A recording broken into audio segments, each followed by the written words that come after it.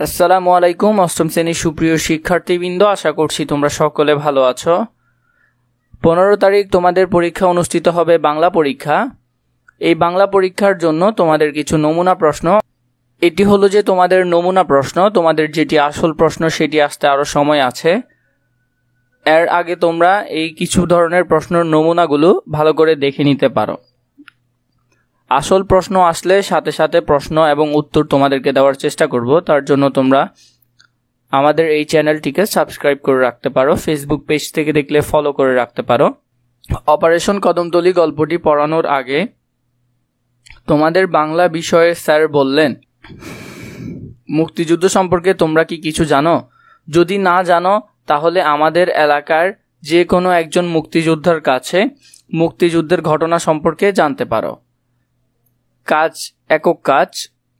জোড়ায় আলোচনার ভিত্তিতে নিচের কাজগুলো করো।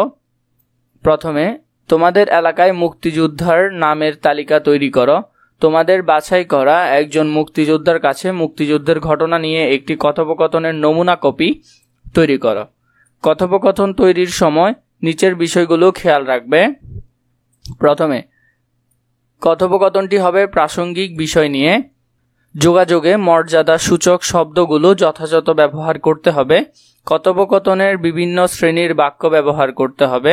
কাজ 2, একক কাজটি দেখো। এবার তুমি মুক্তিযুদ্ধ সম্পর্কে একটি অনুচ্ছেদ লিখো। অনুচ্ছেদটি 150 থেকে 200 শব্দের হতে হবে। অনুচ্ছেদটিতে প্রমিত ভাষা ব্যবহার করতে হবে। এই অনুচ্ছেদে যেন অন্তত 5 ধরনের যতিচিহ্নের ব্যবহার থাকে। 3 নম্বর দেখো, উপরের অনুচ্ছেদ থেকে যে কোনো 5টি শব্দ খুঁজে বের করো এবং নিচের ছকে অনুরূপ একটি ছক তোমার খাতায় তৈরি করো। শব্দগুলো এখানে লিখবা। উচ্চারণের স্থান অনুযায়ী ধ্বনির প্রকারগুলো এখানে লিখবা। 4 নম্বর দেখো, নিচের ছকের অনুরূপ একটি ছক তোমার খাতায় আঁকো। তোমার অনুচ্ছেদে ব্যবহৃত 2টি করে সমাস, উপসর্গ, প্রত্যয়ের মাধ্যমে গঠিত শব্দ শনাক্ত করো। 5 নম্বর দেখো, তোমার অনুচ্ছেদে ব্যবহৃত যে কোনো 10টি শব্দ বাংলা অভিধানের নিয়ম অনুসারে সাজিয়ে লেখো। এরপর দেখো কাজ, এটি দলীয় কাজ। স্বাধীনতা দিবস উপলক্ষে একটি ভাষণ তৈরি করো। লিখিত ভাষণটি দলের সামনে উপস্থাপন করো। কাজটি হবে একটি দলীয় কাজ। 150 থেকে 200 শব্দের লিখতে হবে। ভাষণটি পোস্টার কাগজে লিখতে হবে। দলের প্রত্যেক সদস্যকে সক্রিয় অংশগ্রহণ করতে হবে।